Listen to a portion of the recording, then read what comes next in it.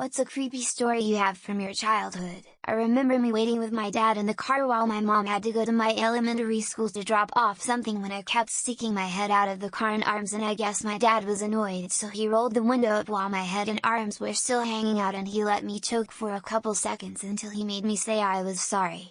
When my mom came back out, I tried to tell my mom what my dad did because I was scarred and confused on why my own dad would do something like that to me. He said that wasn't true and I was just lying. One of the neighbor kids kept asking me if I knew how to use matches. Her mom babysat my brother and I, so I saw her fairly often. She would pull me upstairs to show me how to start fires. I was afraid to tell anyone about it because I didn't want to get into trouble. That kid ended up burning their house down when she set her mattress on fire. Fortunately, neither she nor her mom were injured. It turns out her dad had been molesting her and she was acting out because of it. I hope she's doing well now. Secondhand trauma via my older sister. When she was about 8, a man called the house and asked for her by name. When she was handed the phone, the man said something along the lines of, "I'm going to take you away and kill you." This traumatized her immensely, and even as an adult doesn't like to be alone. At least to be on the phone with somebody. Maybe as a direct result of this incident. I didn't get to hear what he sounded like, but it must have been scary. I was scared for a while, too. I was about 5 or 6 and my neighborhood was having a summer block party. My family wasn't super religious, we attended church now and then, but we definitely weren't part of the church community. The guy who drove the church van showed up at the party and asked if I wanted to take a ride in the van. I said yes and went with him without telling my mom. I have no idea how long we were gone, but my mom was understandably very upset when I got back. When I was young, before the age of 6, my sister practiced witchcraft. There was a hooded figure that would hang around my sister's room. The room always had a negative energy, and when I finally got a room, the posters I'd hang and stuff on my dresser would always fall off. I'd always feel someone touching me at night as well. When my family moved, the hooded figure didn't follow us. My sister though still experiences stuff. When I was around 9-10ish, I was getting ready for school, putting my shoes on. I had friends waiting in my house too. My mom was in the kitchen and I see an old man walking down the stairs with a long brown coat on and a top hat. Walked straight into the kitchen. I asked my mother who that man is. She said, "What man?" Nobody else seen him, although my friends were right beside me too.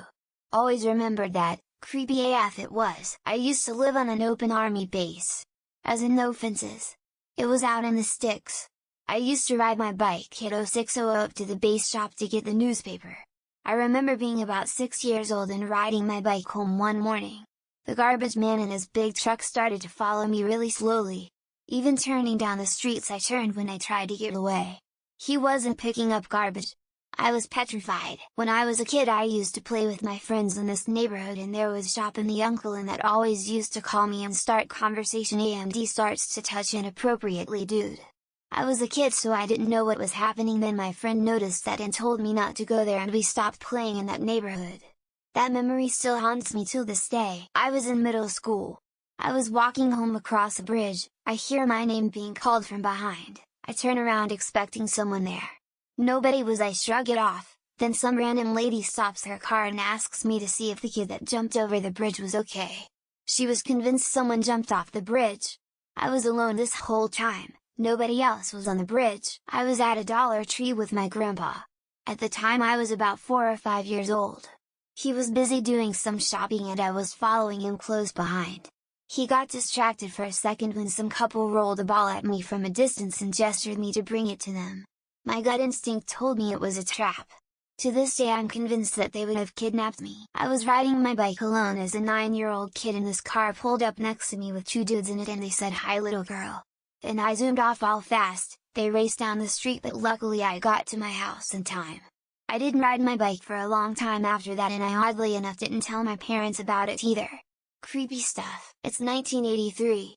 I'm a 12-year-old girl. This is the time before caller ID. It's after school and I'm home and alone. The phone rings. I answer it.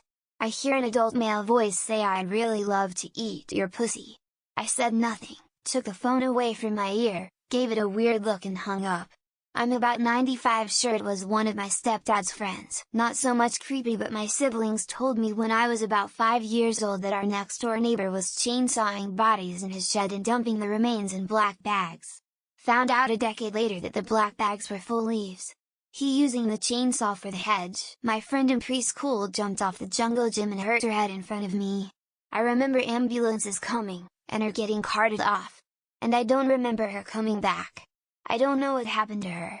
Maybe not creepy as much as it is sad. When I was a kid, a man who lived in my street told me he had lots of PlayStation games and I could come to his house and choose any to take home. I followed him to his house, and when I got to the door, common sense kicked in and I ran away. I've had a stalker since I was 13-14. It's a whole thing. Police and everything. He's now back in, which lets me be able to come back online and feel a little more safe. Grade 4 teacher was a pedo-SP, would regularly call students and would talk to him. I got him to call once or twice. Fucker was nabbed years later.